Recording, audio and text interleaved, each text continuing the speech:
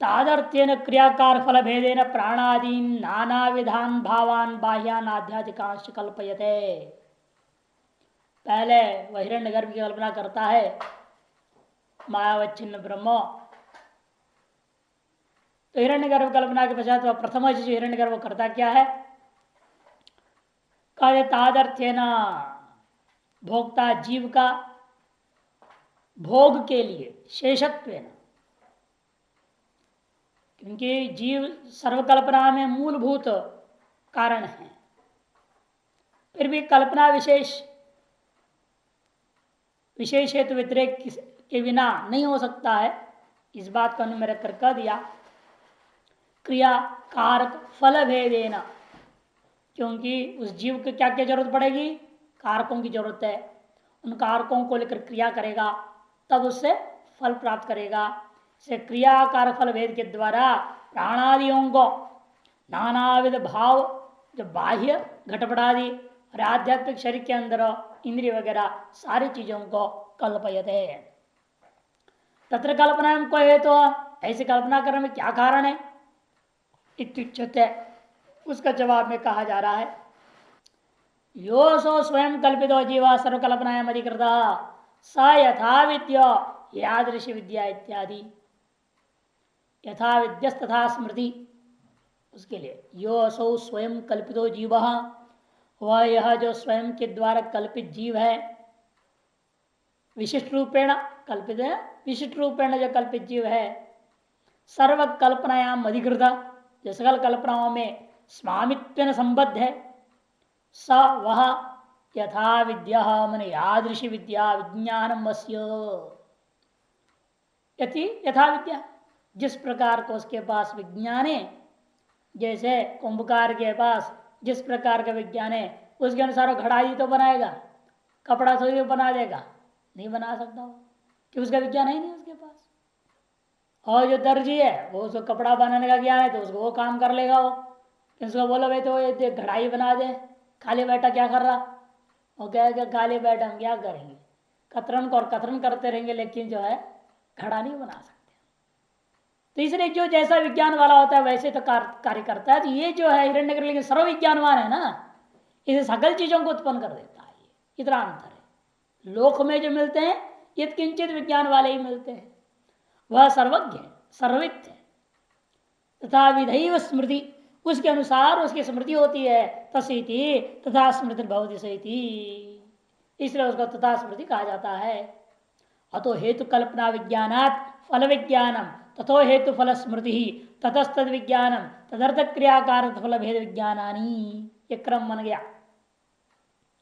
इसलिए प्रकृति कल्पना में जो क्रम है उसको विस्तार कर रहे हैं। पहले क्या हुआ, हेतु कल्पना, जीव की कल्पना हुई, उसके विज्ञान को लेकर के फल विज्ञान, भले जीव जो बनाया एक क्या भोग करेगा, उसके फल विज्ञान हुआ। उस फल विज्ञान को लेकर के हेतु फल स्मृति ही, उसके बाद हेतु और फल दोनों का विशिष्ट रूपेण स्मृति हुई। ततस्तद विज्ञान, उसके बाद स्मृति से जन्य विज्ञान हुआ, और उस विज्ञान को साकार करने के लिए तदर्थ क्रिया कारक तत्फल भेद विज्ञानानी, तदर्थ क्रिया तदर्थ कारक तत्फल भेद के विज्ञानों को भी उसके अंदर प्रकट हुआ। तेभ्य स्मृति, आउन सकल विज्ञान और उसके अंदर उसकी स्मृति हुई। तस्मृतेश्च पुनः तद विज्ञानानी, उस स्मृति से फिर पुनः विज्ञान होगा, फिर स्मृति, फिर विज्ञान, फिर स्मृति, फिर विज्ञान, एक क्रम चलते चलते अनादिकालीन वासना दृढ़ हो गई है। इत्यम बाह्यान आध्यात्मिकांश, इस प्रकार बाह्य और आध्यात्मिक सकलो इतरेतर निमित्त नैमित्तिक भावेन अनेकदा कल्पयते, एक दूसरे के प्रति निमित्त नैतिक भाव स्थित इन सारी चीजों की वो कल्पना करता है। सत्य अन्नपान आदि उपयोग है तृप्त्यादि भवति, क्योंकि देखने को संसार में क्या मिलता है, अन्नपान आदि को भोग करने पर या उपयोग करने पर ही तृप्त्यादि फल को देख मिलता है। असति और असति अन्नपान आदि उपयोग है, और अन्नपान आदि का प्रयोग ही नहीं किया आपने तो न भवति, तृप्ति भी नहीं होगी। इति अन्वय व्यतिरेक रूपात न्यायात भोजनादिगम हेतुति कल्पना विज्ञान उत्पद्यते। भोजनादि जो भोग्य है वो क्या है, हेतु हो गया, उसका भी कल्पना पूरा, उसकी कल्पना के लिए आवश्यक विज्ञान भी उसने अपने अंदर उद्भूत कर लिया। तथा तृप्त्यादिकम फलम, फिर तृप्त्यादि फल की कल्पना विज्ञान उत्पन्न हुआ। तथा अप्रेत्योर उक्तयोर उभयोर हेतु फलयो स्मृति उद्भवती। और इस तरह से पहला दिन उसने भोजन खाया, उसे फल मिला तृप्ति, उन दोनों के अगला दिन क्या हुआ, भोजन और फल, हेतु और फल, भोजन और तृप्ति स्मृति में आएगी, फिर सवेरे लगेगा बनाने में। यही तो होता है ना कि याद है आपको कल हमने खाया था, भूख मिट गया था, और सवेरे शौचालय जाने खाली पेट जैसे हुआ तो भूख लगने लगी, तो फिर दिमाग में आता है कल खाया था तो भूख मिटा था, अब फिर बनाओ फिर खाओ तो फिर भूख मिटेगी। ऐसे ही संसार चलेगा अनादिकाल। भूख मिटाने के लिए खाता है ना, तृप्ति के लिए खाना खाया और तृप्ति मिली तो टिकी नहीं, फिर खाना खाएगा फिर तृप्ति होगी, यही चक्कर चलते रहता है। बार बार आपका दिमाग विज्ञान घूमते रहता है, उस विज्ञान के अनुसार बाह्य क्रिया कारक फल भेद से व्यवहार करते रहते हैं। बस ये कि थोड़ा फर्क करने के लिए आइटमों को सोचते हैं, कल वो बना के खाए तो आज थोड़ा फर्क किया जाए, कोई दूसरी चीज बना दी जाए, है ना। अब सवेरे दोपहर शाम तीन लोग अलग अलग बनाने वाले हैं तो मालूम भी नहीं रहेगा सुबह किसने क्या बनाया है, तो शाम को कई बार वही आइटम बन जाती है तो कोई आपत्ति नहीं मालूम नहीं ना सवेरे किसने क्या बनाया। अब एक कोठारी हो तो वो सामान देगा ये बनाओ, तो उसे मालूम रहता है मैंने सवेरे क्या सामान दिलवाया, क्या काम कराया है, तो फिर हम दूसरा बनवा गए। नहीं तो एक दूसरे को पता ही नहीं किसने क्या बनाया। इस संसार ऐसे ही चलता है। विज्ञान, हेतु विज्ञान, फल विज्ञान, फिर उसके स्मृति, फिर हेतु विज्ञान, फिर फल विज्ञान, ये चक्कर चलता है। तदश फल साधन समान जातीय कर्तव्यता विज्ञान, इसलिए फल और साधन संबंधी समान जाति विषय को लेकर के आगे कर्तव्यता का विज्ञान बारंबार पैदा होता है। इदम मया कर्तव्यम, ऐसा रोज रोज आप इधर विज्ञान पैदा हो रहा है, उस विज्ञान को लेकर आप बाहर क्रियाकलाप कर देते हो, उससे फिर संस्कार बनती है, अगला दिन फिर स्मृति होगी, फिर एक चक्कर चलता है। ततश्च अभिलषित तृप्त्यादि फलार्थत्वेन पाकादि क्रिया आ गया ना, इसे अभिलषित फल क्या है, तृप्ति, उसके लिए पाकादि क्रिया, तत्कारकम तंडुलादि, उसके साधन तंडुलादि, तत्फल अन्न निष्पत्त्यादि विशेष विज्ञान भवन्ति, और तत्फलभूत अन्न निष्पादन आदि, इस प्रकार से विशेष विज्ञानों की धारा चलती रहती है। ततो हेत्वा स्मृति तदस्तनुष्ठानम ततश्च फलम, फिर हेतु स्मृति होगी, फिर अनुष्ठान होगा, फिर फल मिलेगा। इतने न क्रमेण मितो हेतु हेतु मुत्तया कल्पना भवती, परस्पर हेतु हेतु भाव से कल्पना की धारा चलती रहती है। उसी प्रकार यहां पर भी हुआ है, समझो एवं इत्यादि से समझा दिया। तत्र जीव कल्पना सर्वकल्पना मूलम इत्युक्तम, वहां पर भी इस कल्पना की धारा में भी बताया गया था कि जीव कल्पना है वही कल्पना का मूल, सकल कल्पना का मूल है। सही जीव कल्पना किम निमित्ता, जीव कल्पना हुई क्यों, उसे क्या निमित्त था, वो पहली बार जो कल्पना हुई जीव की वो क्यों हुई, इति दृष्टांत न प्रतिपादयते, इस बात को भी दृष्टांत से प्रतिपादन करते हैं। क्योंकि ब्रह्म का निश्चय न होने से ये सब समस्या है। रज्जु का निश्चय नहीं हुआ, सहकारी कारण मिल गया मंद अंधकार, तो क्या किया आपने, वहां सर्पधारा आदि की कल्पना कर बैठे। यही तो हुआ ना, अधिष्ठान का सम्यक ज्ञान न हुआ, अधिष्ठान का सम्यक ज्ञान या निश्चय कहो नहीं हुई, तब क्या हुआ, सहकारी कारण को जुड़ गए, उन्हीं प्रतिबंधकों के कारण से, क्षुद्र प्रतिबंध के कारण से अधिष्ठान का ज्ञान नहीं हुआ था। वो सहकारी कारण हम लोग जो कह देते हैं वास्तव में प्रतिबंधक है अधिष्ठान ज्ञान में। रज्जु का ज्ञान में मंद अंधकार क्या है, प्रतिबंधक था, और वही प्रतिबंधक को हम सहकारी कारण इसलिए कहते हैं सर्व की उत्पत्ति में सहयोग दे दिया उसने। सर्व दृष्टि सहकारी कारण है, अधिष्ठान दृष्टिया प्रतिबंधक, और उसकी वजह से क्या हो गया, आपने सर्वधारा आदि कल्पना कर दिया। सब पहला कारण कौन हुआ सर्वधारा आदि कल्पना में, अविद्या, अनिश्चय, अधिष्ठान का अज्ञान। अधिष्ठान का आवरण पता विद्या ही अधिष्ठान का अज्ञान है, वही कारण है अधिष्ठान के अनिश्चय के प्रति। यदि आवरण भंग हो जाता, अविद्या भंग हो जाती तो अधिष्ठान का ज्ञान हो जाता। अधिष्ठान का ज्ञान न हुआ क्योंकि उसका आवरण अविद्या या अज्ञान जो कहते वो भंग नहीं हुई, वो अज्ञान ही मूल कारण है। जैसे आप बाह्य रज्जु में देखते हो वैसे दृष्टांत में घटा दो।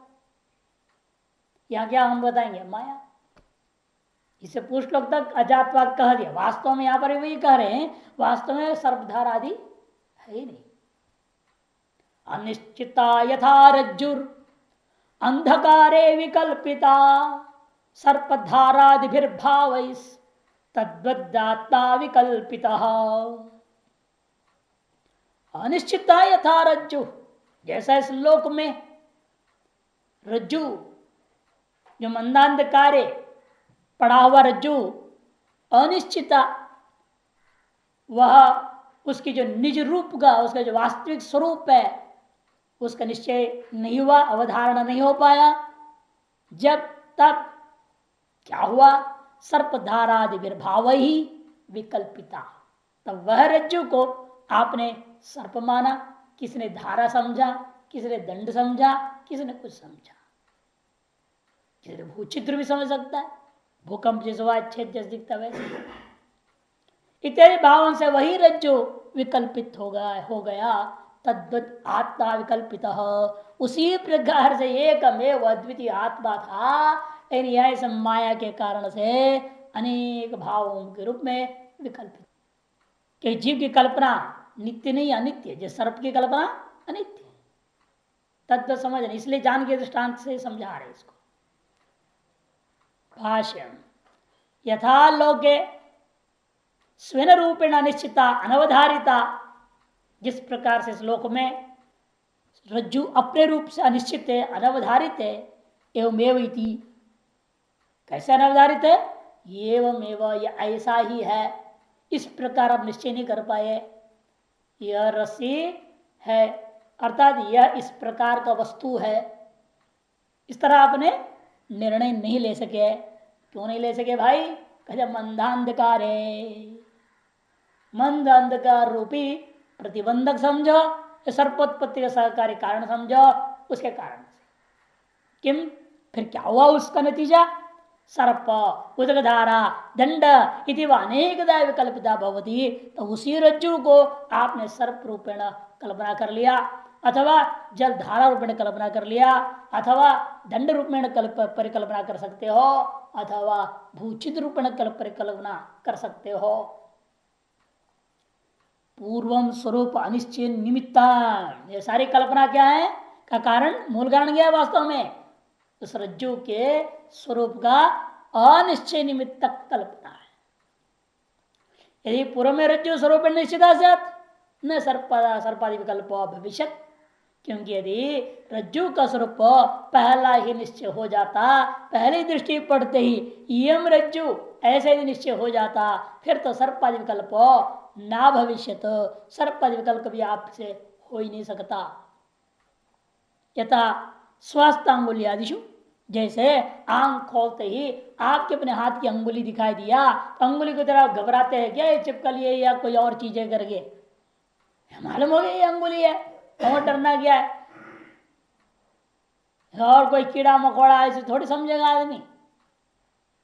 जैसे जगते ही पर आपके अपने हाथ की अंगुलियों को देखते ही पर दृढ़ निश्चय हो गया आपको ये मेरी अंगुलियां हैं, तो इसलिए आपको कोई कीड़ा वगैरह की अन्य भावना नहीं करते ही, विकल्पनाएं उत्पन्न नहीं होती। उसी प्रकार यहाँ पर यदि पहली दृष्टि पे दृढ़ निश्चय हो जाता यह रज्जु है, फिर तो सर्पादि विकल्पनाओं का कोई गुंजाइश ही नहीं रह जाता। एष दृष्टांत, ये दृष्टांत है, इस दृष्टांत को अच्छी तरह समझ लीजिए। कहने का तात्पर्य क्या है? ये जो कल्पना के द्वारा आपके द्वारा कल्पित जितने भी रज्जुवादी पदार्थ में जो देखा गया, सर्पादि पदार्थ, रज्जुवादी पदार्थों में देखा गया जो सर्पादि पदार्थ है वो क्या है? अवस्तु है। वास्तव में है क्या? वो वस्तु ही नहीं है। वस्तु कौन है? रज्जु। अधिष्ठान ही वास्तविक वस्तु है और सब परिकल्पित सारे वास्तव में वस्तु ही नहीं है। अतएव जीव कल्पना जो कहा गया है, जीव भी क्या है? वस्तु नहीं है। असली वस्तु एकमात्र ब्रह्म है, बाकी सब अवस्तु है। ये सिद्ध करने के लिए बात दृष्टांत दिया जा रहा है। लेकिन कोई कल्पना कह सकता है यदि अवस्तु है तो निमित्त नहीं होना चाहिए, इसी वस्तु के प्रति तो निमित्त होंगे, अवस्तु के प्रति निमित्त कहां से आ गया? इसलिए हमने कहा यदि अवस्तु समय में अस्वीकार कर लिया आपने सर्प को, फिर मन अंधकार आदि सहकारी कारण नहीं कहा जाएगा, फिर क्या कहा जाएगा? प्रतिबंधक। यदि सर्प उत्पन्न हुआ मान लोगे, फिर तो कोई ना कोई सहकारी कारण चाहिए, उपान कारण चाहिए, निमित्त कारण चाहिए, तब हम उन सबको कारण कोटि में ही ले लेंगे। सर्प दृष्टिया सारी सामग्री कारण कोटि में चले जाते हैं, और अधिष्ठान रज्जु दृष्टिया सारी चीजें प्रतिबंध कोटि में टिक जाते हैं। ये अंतर भी यहां संकेत करना चाहते हैं। इस संसार में जो भी आपको दिखाई दे रहा है, अब इस पर आपके ऊपर निर्भर है, इसको आप मिथ्यारूपण देख रहे हो या सत्य रूपण देख रहे हो। यदि इनको मिथ्यारूपण देख रहे हो, फिर तो जितने भी है इसकी दिखाई देने के पीछे वो सब स्वरूप के प्रति प्रतिबंधक है, और उन प्रतिबंधकों का भी मिथ्यात्व निश्चय होने से आपको अधिष्ठान का ज्ञान हो जाता है। और नहीं हुई तो ये वायु से जो दिखाई दे रहा है, इनको आप सत्य मान लेंगे, तब इनके प्रति वही माया आदि क्या हो जाएगा? कारण कर दिया जाएगा। माया आदि को उस दृष्टि में कारण कर दिया जाता है। किस दृष्टि से? दिखाई दे जगत में यदि आप सत्यत्व स्वीकार करते हो, व्यावहारिक सत्यता पाए, कोई भी सत्यता स्वीकार कर लोगे तो वो माया आदि कारण हो जाएंगे, और वही अधिष्ठान ज्ञान के प्रति प्रतिबंधक हैं। और जिस क्षण अधिष्ठान ज्ञान हो गया इनके मिथ्यात्व के द्वारा, फिर तो ये सब कुछ भी नहीं रह जाते हैं, सारा प्रतिबंधक का विक्षय हो गया, और प्रतिबंध जो वस्तु दिखाई दिए उसमें अवस्तुत्व का निश्चय हुआ, मिथ्यात्व निश्चय हुआ। मिथ्यात्व निश्चय होने के कारण से उनमें वस्तुत्व ही समाप्त हो गया। ये शुरू हुई यहां से ना, आप वस्तु मान रहे हैं इन जगत घटपट आदि को, वस्तु तो मान रहे हैं, तो उसका कारण हमने ढूंढा, कारण ढूंढा तो माया पे दी, और वो भी कारणत्व में विचार किया, क्या वास्तविक कारणत्व है क्या इनमें? कहते नहीं, वास्तव में इसमें भी कारणत्व नहीं है। ये जो कार्य दिख रहा है उनके दृष्टिकोण से इनमें कारणत्व स्वीकार किया है, वास्तव में ये प्रतिबंधक है। अतएव इन प्रतिबंधकों का मिथ्यात्व निश्चय हो जाएगा, तो हमें अधिष्ठान ज्ञान हो जाएगा। जब अधिष्ठान ज्ञान हो जाएगा तो ये सब के सब समाप्त हो जाएगा। इसलिए कहते हैं येष दृष्टांत इत्यादि स्वप्न साधन रूपम रज्जुत्वम तेन यावत् अनवधारितत्वम एवं स्वरेव रज्जुरेव इयम् इत्यनेन प्रकारेण निश्चय नहीं हुआ था, इसे सर्पाई दिखाई दिए थे। तद्वत् हेतु फलादि संसार धर्मान अर्थ विलक्षणतया स्वेन विशुद्ध विज्ञप्ति मात्र सत्ता अद्वय रूपेण अनिश्चितत्वात् जीव प्राणादि अनंत भाव भेदैर आत्मा विकल्पित येष सर्वोपनिषदाम सिद्धांत। सकल उपनिषदों का यह मूलभूत सिद्धांत है। हेतु फलादि संसार धर्मान अर्थ विलक्षणतया, कहते हेतु फलादि इत्यादि शब्द से कर्तृत्व भोक्तृत्व राग द्वेष आदि, उनसे विलक्षणत्व क्या है? कहते स्वेन विशुद्ध विज्ञप्ति मात्र सत्ता। इन सकल धर्मों का जो विषय है, इनके पे वस्तु हैं, इनसे विलक्षण रूपेण आपने आत्मा को ग्रहण किया। हेतु फल आदि, हेतु फल जो बताया जीव, और उसका कारण क्या है? जगत बना, फल बना, हेतु फल भाव आदि से लेकर कर्तृभोक्तृत्व राग द्वेष इत्यादि धर्म, ये सब क्या सब पर विषयों से विलक्षण है वो ब्रह्म। कैसे विलक्षण है? क्योंकि ये सब आरोपित धर्म है उसमें। स्वेन, स्वेन माने अनारोपित रूपेण, अध्यारोप अपवादाभ्याम निष्प्रपंचम प्रपंचते। अध्यारोप जो हो रखा है उसके अपवाद कर दिया, अपवाद करने का नाम स्वेन। अध्यारोप रहित रूपेण क्या है वो? विशुद्ध विज्ञप्ति मात्र सत्ता। विज्ञप्ति विशुद्धत्व क्या है? जन्मादि रहितत्व, आकारांतर शून्यत्व, ये तन्मात्रत्व। विज्ञप्ति में दो बात विशेषण दिया उन्होंने। विज्ञप्ति कैसा है? विशुद्ध है और मात्र है। विशुद्ध है का मतलब जन्मादि रहित है, और मात्र शब्द का तात्पर्य आकारांतर शून्य भी है। ये आनंदगिरी में दिया है। विज्ञप्ति विशुद्धत्व जन्मादि राहित्यम, और आकारांतर शून्यत्व तन्मात्रत्व तन्मात्रम अयुक्तम सामान्य विशेष भाव इत्याशंज्ञा तक सत्ता, और वह विज्ञप्ति सत्ता सामान्य स्वरूप है अद्वय रूपेण। और कैसा है वो कोई दूसरा ही नहीं, नेहनानास्ति किंचन, वह अद्वैत रूप है।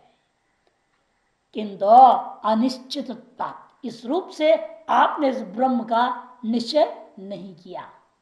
अध्यारोप रहित, जन्मादि रहित, आकारांतर रहित, सत्ता सामान्य स्वरूप एकमेव अद्वितीय रूपेण आपने जब ब्रह्म को निश्चय पूर्वक अनुभव नहीं किया, तब क्या हुआ कि जीव प्राणादि अनंत भाव भेद आत्मा विकल्पिता, जीव प्राण इत्यादि अनंत भाव भेदों के द्वारा यह आत्मा विकल्पित होता है।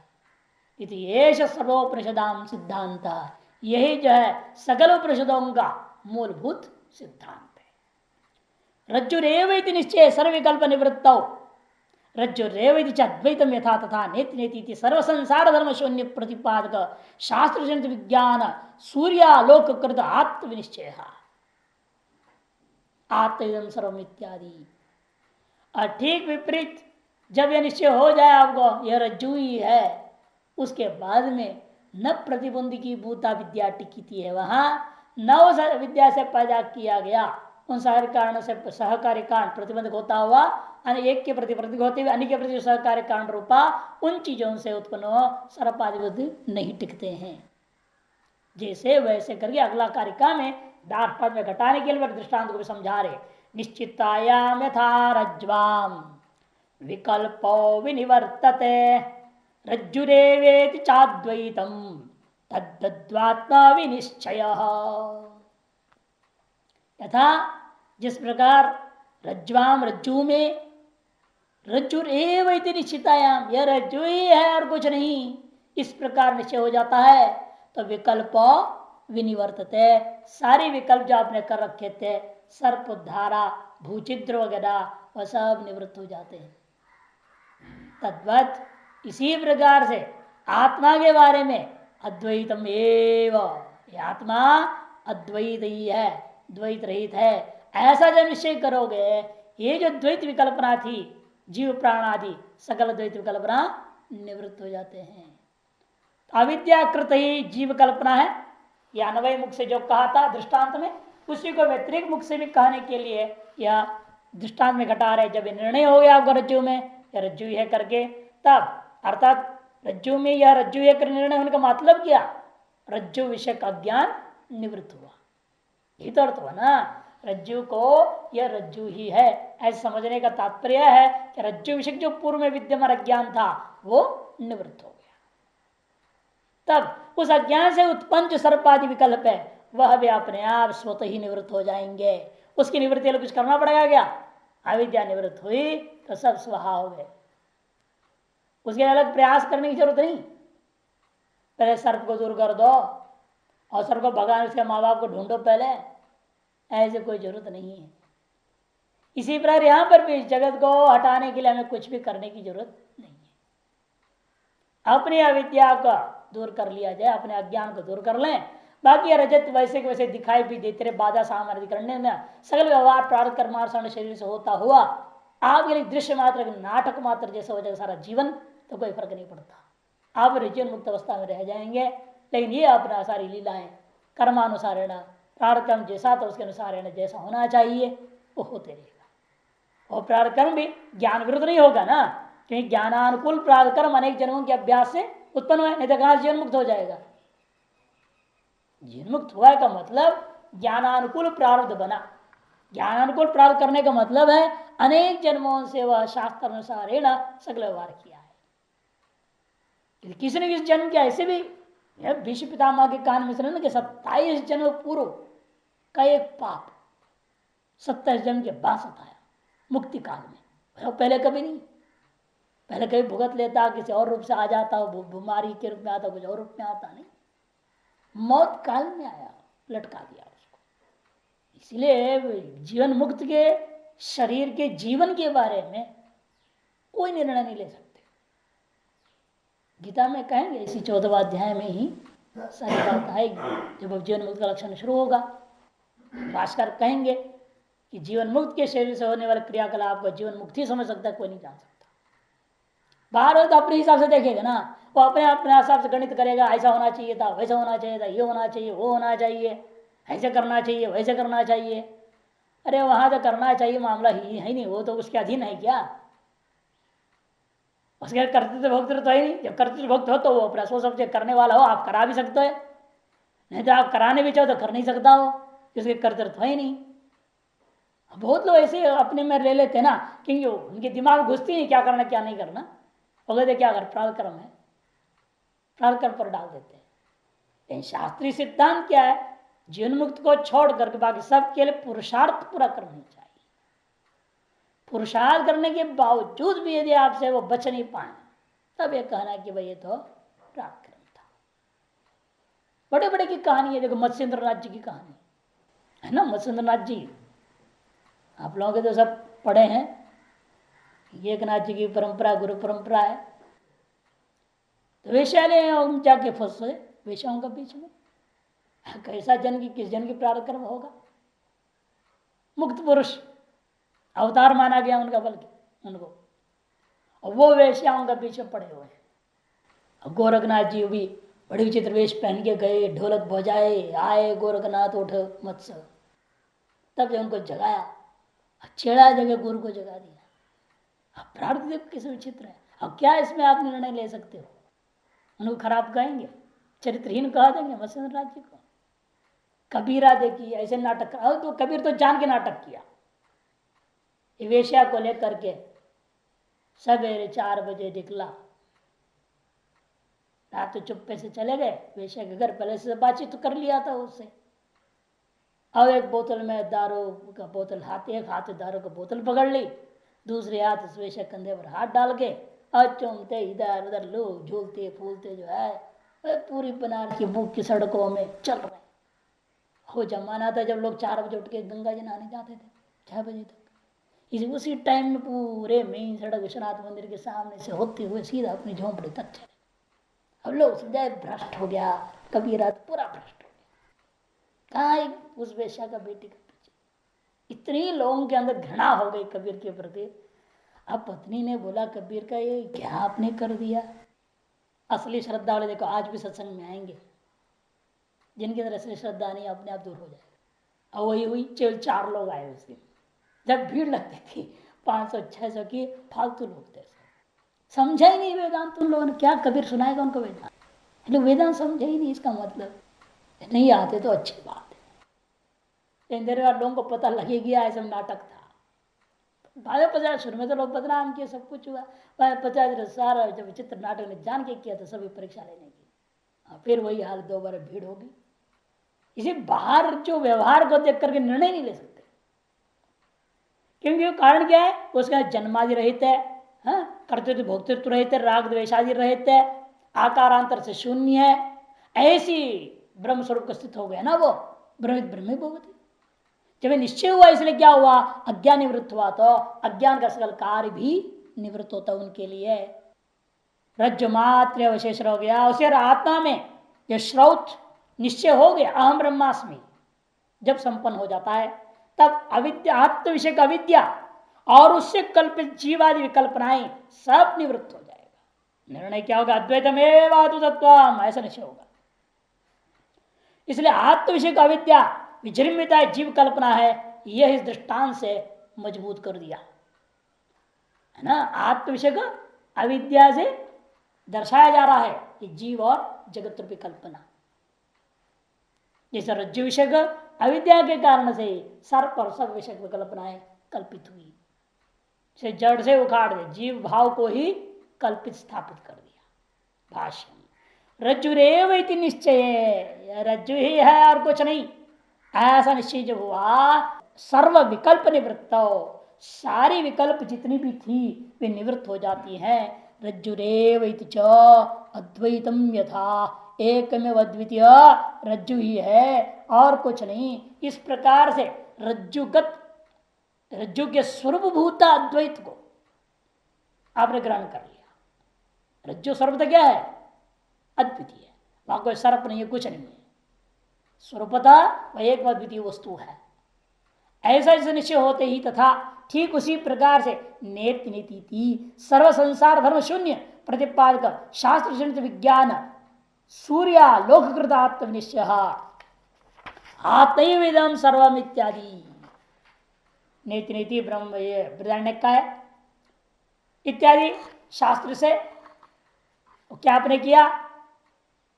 शास्त्र से जन्य विज्ञान कैसा है? सूर्य का प्रकाश।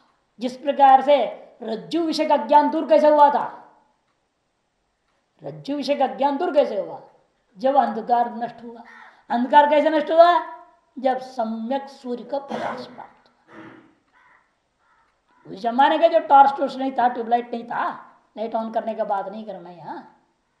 आज की भाषा में टॉर्च जला दिया, इसे भाषा उसी हिसाब से बोल रहे ना। सूर्य का आलोक स्पष्ट आ गया, स्फीत प्रकाश मिली, तो वह अज्ञान दूर हो गया। उसे आत्मविषय ज्ञान दूर कैसे होगा? जो शास्त्र जनित ज्ञान रूप प्रकाश प्राप्त हो जाए। कौन से शास्त्र? नेति नेति थे सर्व संसार धर्म शून्य प्रतिपादक शास्त्र जनित विज्ञान रूपी सूर्य का आलोक मन प्रकाश कृत आत्मनिश्चय, उससे उत्पन्न जो है आत्मज्ञान आत्म संबंधी अद्वैत निश्चय हो जाए।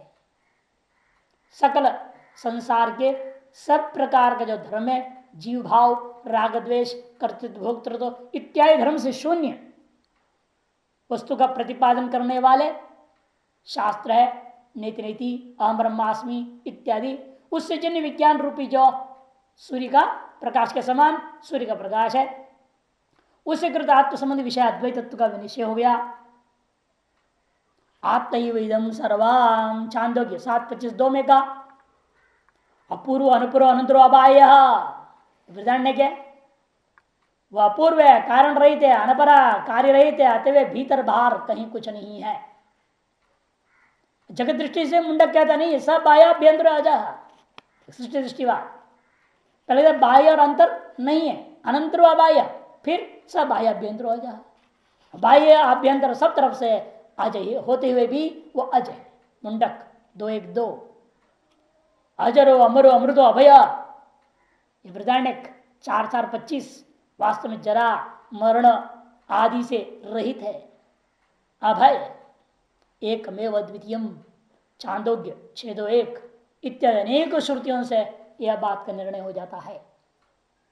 सर्व संसार धर्म शून्य की व्याख्या आनंद में देखिए, सर्वस्यापि संसारात्मना, जितनी भी संसार आत्मा मानते हो उनके जो धर्मस्य आत्मनि आरोपित जो कि आत्मा में आरोपित है, असत्व आवेदकम यत निषेध शास्त्रम, उन सकल आरोपित वस्तुओं का असत्व का आवेदक जो निषेध शास्त्र नीति नीति तेन जनितम विज्ञानम एवं सूर्यालोक, उससे जन्य जो विज्ञान है वही सूर्य का प्रकाश के समान से प्रकाश है।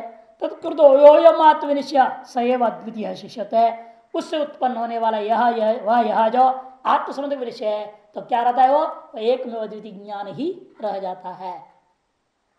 द्वैतम पुनः सर्वमेव व्यावृतम भवति, संपूर्ण द्वैत व्यावृत हो जाता है। पूर्णत्वम तसोच्यते, पूर्ण ब्रह्म वही मैं हूं, ऐसा अनुभव हो जाता है। सपाया हेति, इसके भी आप पूर्व अनुपूर्व की व्याख्या कर रहे हैं। सर्वमिदम आत्मैवैत्युक्ते पूर्णत्वम तसोच्यते, पूर्ण ब्रह्म निश्चय हुआ। पूर्व भाविना कारणेन संस्पर्श शून्यो अपूर्व। पहले से क्या होता है? कारण पहले से रहता है ना, इसे पूर्व शब्द से कहा जाता है। पूर्व भाव और परिणति मनुष्य क्या है? कारण। वैसा नहीं है जो वो अपूर्व माने कारण रहित। और पश्चात भावी का नाम अपरा अवता मैंने कार्य, उसके संबंध विदुरो अनपरा, उसके संबंध रहित का नाम ही अनपरा। अंतरम मन छिद्रम तच्छून्य अनंतर, चिदेक रस एकमात्र चिदैक्य रस है, चिदघन है वो। तसेव प्रत्यक्तम अबाह्यत्म, वो बाह्य नहीं है, वही प्रत्येक आत्मा है, आप ही है। कार्य कारण अस्पृष्टम उभय कल्पाधिष्ठान तत्वार्थांतर, कार्य कारण से अस्पृष्ट उभय कल्पना का अधिष्ठान है, वैसा वस्तु कोई इन दो विलक्षण हो गए इन सबसे, ऐसा ही मत सोचो। तो सब बाह्याभ्यंतर कर दिया। विशेषण त्रय कौटस्थ्य व्यवस्थापनार्थम, विशेषण त्रय जो दिया है कूटस्थता का निश्चय करने के लिए दिया हुआ है। अजर इत्यादि, अजर और अमर, अमृत, अभय, चार में से अभयत्व स्वरूप में आ गया और बाकी तीन विशेषण हैं। वो कूटस्थता का व्यवस्थापित करने के लिए है। एक एवं द्वितीय कह दिया। न खलु अविद्या तद कारण संबंध अनुभवती, अविद्या विवाह कारण रूपेण संबंध का अनुभव नहीं करा सकता। जो पूर्ण है उसमें किसी का कोई संबंध की भी संभावना नहीं है। अपूर्ण का किसी अन्य अपूर्ण के साथ ही संबंध होता है, पूर्ण का पूर्ण से कोई संबंध नहीं होता। जैसे पूर्ण से पूर्णमादाय पूर्णमेवावशिष्यते, ये कह दिया गया। इसलिए अविद्वत दृष्टि से जो है और विद्वत दृष्टि से जो है यह अंतर यहां बता दिया। अविद्वान दृष्टि से जिसमें वस्तु दृष्टि बनी हुई थी वह अवस्तुकृत निश्चय जब हो जाता है तो उसी अविद्वान को वस्तु का वास्तव स्वरूप ज्ञान होकर के उसको विद्वत दृष्टि की प्राप्ति हो जाती है। यदि आत्मा एक निश्चय कथम प्राणादिभिर अनंतिर भाव रहती संसार लक्षण विकल्पिता उच्चते है। तब सिद्धांत के ऊपर आक्षेप करता हुआ पूर्व पक्षी पूछता है, महाराज यदि आत्मा एकमेव अद्वितीय था, अब भी है आत्मा एकमेव अद्वितीय और सदा ही के लिए आत्मा एकमेव अद्वितीय ही रहेगा, यदि ऐसा है तो फिर ये हमको क्यों दिख रहा है जगत? पूर्व पक्ष पूछता है। ये प्राण चलता हुआ दिख रहा है, जीव दिख रहा है, शरीर उत्पन्न हो रहे हैं, मर रहे हैं, जी रहे हैं, हम लड़ाई झगड़े क्या क्या हो रहा, क्यों दिख रहा है सब? कहते ही तो माया है, यही माया है, माया को समझो। हाँ अधिकार भेद है, ये तो जीवन मुक्ति की बात आ रही, तो अजातवाद है ना, ये तो सर्वोत्कृष्ट अधिकारी की बात हो रही है। आम आदमी की बात थोड़ी, आम आदमी के लिए नहीं है सब चीज। यहाँ तो अजातवाद की चर्चा होने में यहाँ आम आदमी की बात घसीटना नहीं है बीच में। ये तो जीवन मुक्त की बात है यहाँ पूरी की पूरी। उसके लिए बता रहे हैं कि उसकी दृष्टि कैसी होती समझाया जा रहा है उसको, ताकि वहां तक हम भी पहुंच सके, हम लोग वहां तक पहुंच जाए। हमेशा नियम है ना, सिद्ध का लक्षण साधक के लिए साधना है, नियम उसको हमें अभ्यास करना पड़ेगा वैसी स्थिति में पाने के लिए। श्रवण अध्यास निरंतर करना पड़ेगा। इसे ज्ञान की 7 भूमिका बताए ना, शुभेच्छा वगैरह नहीं बताए, 7 भूमिका इसलिए बताई गई है। अभ्यास तो करनी पड़ेगा ना, एकदम थोड़े आदमी पैदा से जीवन मुक्त हो जाएगा कोई। अनेक जन्म संसिद्ध भगवान ने खुद ही कहा है। इसी ये सब समझ रहे हैं कौन से स्टेज वाले के लिए किसको बात कही जा रही है। प्राणादिभिर अनंत कहते हैं कि पूछा इसलिए पूर्व पक्षी ने, यदि आत्मा एक में सदा ही है तो ये प्राणादि अनंत भावों के द्वारा ये संसार रूप ये विकल्प हमें किस प्रकार हो रहा है बताओ? कथम इति चेत उच्यते, किस प्रकार हो रहा है विकल्प? कहते माया के अलावा और कोई जवाब नहीं वेदांति के पास। ऐसे जगह पर आगे माया पता नहीं पड़ती, तुमको दिखाई दे रहा बोल रहा है ना पूर्व पक्ष में, क्या करे? अजातवा समझा रहा हूं और तुम बोल रहे हो महाराज यदि ऐसा उत्पन्न ही नहीं हुआ है जगत तो मुझे क्यों दिख रहा है? ऐसा पूछते हो तुम्हें इसलिए दिखाई दे रहा है तुमको क्योंकि तुम्हारे लिए अभी माया है, अविद्या है तुम्हारे पास, इसे तुमको दिखाई दे। जिसके पास अविद्या है 13वां अध्याय में आया था ना शास्त्रार्थ में, जिसके पास किसके पास है पूछा, घुमा फिर ऐसे बात पूछते बोलना पड़ा उसको मेरे पास है, स्वीकार करना पड़ा ना प्रश्नकर्ता को, पूर्व पक्षी को। जिसके पास है उसको दिख रहा है। यही विचित्रता है ना माया के, क्या खेल खेल रच देता है। और सारा जीवन को नाटक समझने वाले थे, नाटक में तो कुछ भी करना पड़ जाता है ना। अब सिनेमा एक्टर लोग कैसे भीख मांगे की एक्टिंग कर रहा है, किसी बड़ा करोड़पति का एक्टिंग कर रहा है, किसी राजा का एक्टिंग कर रहा है, किसी भगवान राम बन गया है, किसी में कुछ बन जाता है, किसी कुछ बन जाता है, किसी जूता मार रहे हैं लोग उसमें, कि नेता बन गया जूता फेंक रहे हैं लोग उसको, ठीक है ना। इसी में तो सिनेमा में एक्टरों का हाथ हालत है, जूता फेंक रहे लोग, जूता मार खा रहा है वो। और सिनेमा देखने के बाद और हीरो यदि बाहर आ जाएगा तो क्या आप करेंगे? फिर जूता मारेंगे उसमें, तो माला पहनाएंगे, बहुत बड़ी एक्टिंग किया है। बड़ा आश्चर्य है ना, अब क्योंकि आप जानते हो एक्टिंग था। अब इस तरह अपने जीवन को क्यों नहीं समझ रहे भी कि एक्टिंग है? यहाँ भी मान अपने समय करता क्यों नहीं ग्रहण करते हैं? ये भी जीवन में एक एक्टिंग चल रहा है, सारा झूठा है, माया दिखा रही है, सारा खेल चल रहा है, ये नहीं ग्रहण हो पाता है। यहाँ से तथा घुस जाते हैं, अरे ये तो गड़बड़ हो रहा है, ये हो रहा, वो हो रहा है, ऐसा हो रहा है, दिमाग घूम जाती है, माया का ही खेल है। वेदांत में निष्ठा टिकती नहीं है। वहां तो दृष्टांत समझ में आ रहा है सारी बातें। हर क्या हुआ पर्दे को? कुछ नहीं हुआ। भयंकर आग जलता हुआ दिखा दिया, क्या हुआ? पर्दा गर्म भी नहीं हुआ। बाहर दिखा दिया, भिगा भी नहीं हुआ। अरे टीवी का स्क्रीन में घट रहा है, अच्छेद्यो यम अदाह्यो यम अक्लिद्यो अशोष्य वच, वो टीवी का स्क्रीन में घट रहा है। वहां समझ में भी आ जाती है दृष्टांत में। दृष्टांत अपने में घटाने वाली बात जहां आती है तो एकदम डर हो जाता है।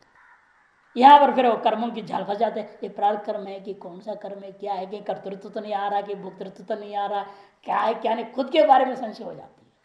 अरे दृढ़ निश्चय कर्म करते करता भोगता है नहीं, गुणा गुणेश वर्तनते, तीसरे अध्याय में कहा।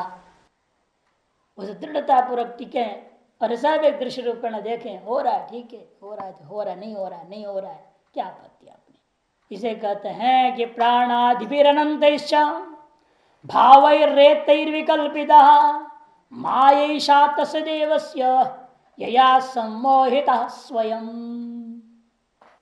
प्राणादिविरनंत भावैरेतैर माया ऐसा विकल्पित। वास्तव में आत्मा विकल्पित नहीं है। पहले तो आत्मा विकल्पित कह दिया, अब कहते हैं आत्मा में माया विकल्पित है। ऐसा माया विकल्पित किन रूपेण? प्राणादिवीर अनंतैर भावैरेतैर, ये जो अनंत भाव पदार्थ प्राणादियों के द्वारा ऐसा माया विकल्पित तस्य देवस्य।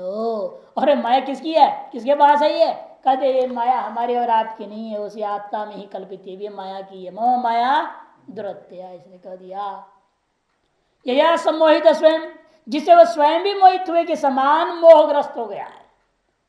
मोहग्रस्त कौन हुआ? कहते आत्मा ही मोहग्रस्त हो रखा है। वास्तव में हुआ क्या? नहीं, मोहग्रस्त होने के समान है।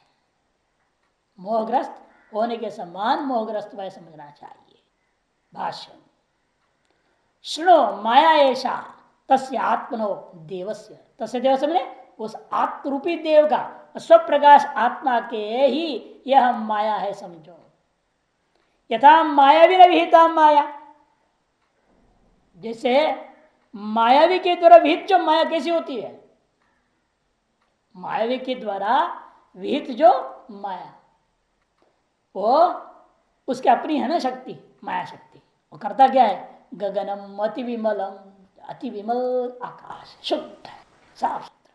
उसमें क्या दिखाया? कुसुमित सफल पलाशई तरुभिर आकीर्णम इव करोति। विमल आकाश, शुद्ध आकाश को वह ऐसा पेड़ पौधों से भर देता है चारों तरफ, जिसमें फल लगे हुए हैं, पत्ते लगे हुए हैं, फूल भी लगे हुए हैं। कुसुमित ही सफल पलाश ही तरुबिर आकिरणम करोति गगनम अति विमलम। तथा उसी प्रकार इस आत्मा की है माया, यमपि देवस्य माया, यह जो देव की माया है वो भी क्या कर रखी है? यथा अयम यया अयम स्वयं भी मोहित इव मोहित भवति, जिसके द्वारा स्वयं भी मोहित हुए के समान मोहित हो गया है। जैसा लौकिक जीव क्या करता है? उस मायावी की माया तरफ मोहित हो जाता है। इन मायावी स्वयं मोहित हुआ नहीं है, मोहित के समान मोहित वो भी एक्टिंग करता है वहां। कोई थोड़ी कि कोई रिएक्शन नहीं करे, हाँ देखो कितना सुंदर सुंदर सुंदर, ऐसा भी बोलते रहेगा वो। केवल आप ही थोड़ी बोलेगा बहुत सुंदर किया, वो खुद भी कहता है। और वास्तव उसके कहने पर आप कहते हैं, है नहीं कुछ, इन्होंने दिखा दिया और देखने वाले सब उसको मानते हैं, उसके वो भी उसके अनुमोदन कर रहा है। इसलिए कहते हैं स्वयं मोहित के समान मोहित है, वास्तव में मोहित नहीं है। या अयम स्वयं मोहित इव मोहितो भवति। दृष्टांत में घटा यथा लौकिको मोहितो मोह परवशो दृश्यते, जैसे लौकिक जीव मोह के परवशों के समान दिख रहा है, तथा यह आत्मा स्वयं माया संबंधात मोहितो भवति, उसी लिए आत्मा स्वयं माया के संबंध को लेकर के मोहित के समान हो जाता है। अतो मोह द्वारा आत्मनिव माया अधिगत, इसे मोह द्वारा आत्मा में ही माया का निश्चय हुआ है। नहीं तो माया है कैसे पता चलता? आप अगर मोह है तो मानना पड़ेगा माया है। यत्र तो सर्वम आत्मभूत तत्र को मोह कहा शोक एकत्व अनुपश्यतः, ये कह दिया। इसलिए कहाँ मोह होगा, वहां कैसा शोक हो सकता है जहां एकत्व अपने अनुभूति कर लिया। उस एक में द्वितीय का अनुभूति नहीं हुई तो मोह है, मोह होने से भी मानना पड़ रहा है। मोह कहां से आ गया? एक माया नाम चीज बीच में माननी पड़ती है। माया या मोहेतुत्व भगवता भी सूचितम, माया ही मोह हेतु है, यह भगवान ने भी सूचित कर दिया। मम माया दुरत्या, गीता 8वें अध्याय 14वां श्लोक में इत्युक्तम, ये कही गई है। और अब यहां से आगे विभिन्न मतों को बताएंगे। अपना मत सिद्धांत बता दिए 19 श्लोक के द्वारा, अपना मूल सिद्धांत बता दिए। एक द्वितीय आत्मा है, वास्तव में जो कोई जगत पैदा ही नहीं हुआ, जगत के कारण और कुछ भी नहीं है, जिसको दिख रहा है उसको बताया जाता है माया मात्र है, उसका लोग कुछ नहीं। अब जो श्वेता शोत्रोपनिषद में आया हुआ है कि एक पहले ही अध्याय के दूसरे मंत्र में, पहला मंत्र में आता है बहुत ऋषि लोग इकट्ठा हुए चर्चा करने लग गए, ये जो हमें दिख रहा है जगत कहाँ से आया, कैसे हुआ, क्या हुआ, कहाँ इसका कारण होगा, कौन इसको निर्माण किया, इत्यादि इत्यादि पहला मंत्र में आया। दूसरे मंत्र में जितने विकल्प हो सकती गिना दिया। काल स्वभावो नियतिर यदृच्छा भूतान योन ही पुरुषेति चिंत्यम कहा उन्होंने। काल, स्वभाव, नियति, यदृच्छा, भूत, योनि इत्यादि, पुरुष भी हो सकता है, अनेकों विकल्प खड़ा किया। उन्हीं विकल्पों का विस्तार रूप में समझाएंगे। देखिए, प्राण इति प्राणविदो, भूतानीति च तद्विदः, गुणा इति गुणविदस्, तत्वानीति च तद्विदः। प्राण इति प्राणविदो, प्राण शब्द से हिरण्यगर्भ लेना, प्राणविदा माने हिरण्यगर्भ की उपासना करने वाले लोग कहते हैं हिरण्यगर्भ ही समस्त ब्रह्मांड का कारण है, आत्मा नहीं, ब्रह्म नहीं, माया नहीं। भूतानि इति च तद्विदः, और भूतज्ञ, भूतों के ज्ञाता चार्वाक आदि लोग कहते हैं पृथ्वी आदि भूत चतुष्टय जगत का कारण है, माया नहीं।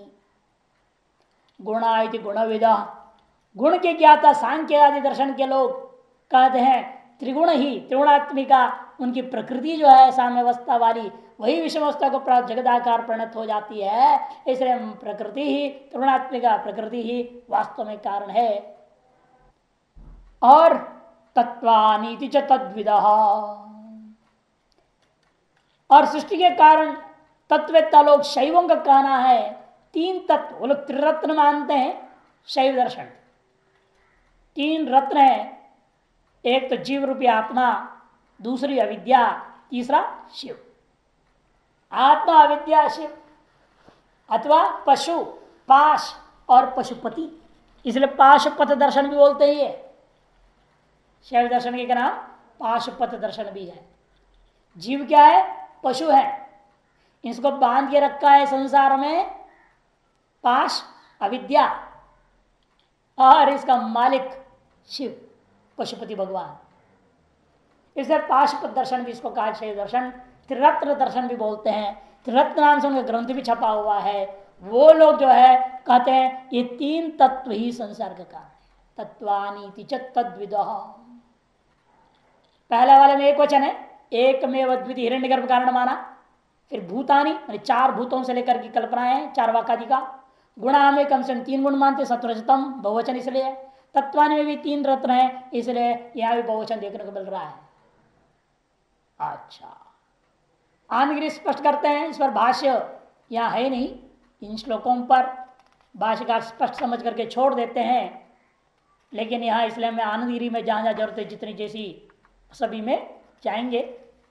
तो भाष्य जो है 28वें श्लोक में आएगा, उससे पहले नहीं है।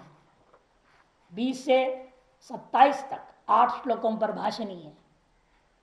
यहां देखिए, प्राण माने हिरण्यगर्भा मुख्य पक्ष, प्राण शब्द क्या लेना, दूसरी पंक्ति, दूसरे प्रकटक में पैरा में हिरण्यगर्भ, अथवा तटस्थ ईश्वरो वा, तटस्थ ईश्वर, स जगत हो तो वही जगत कारण है। ऐसा प्राणविदा माने हिरण्यगर्भाद्या, हिरण्य की उपासना करने वाले लोग, अथवा वैशेषिक आदेश, वैशेषिक और नैयायिक लोग जो तटस्थ ईश्वर को कारण मानते हैं।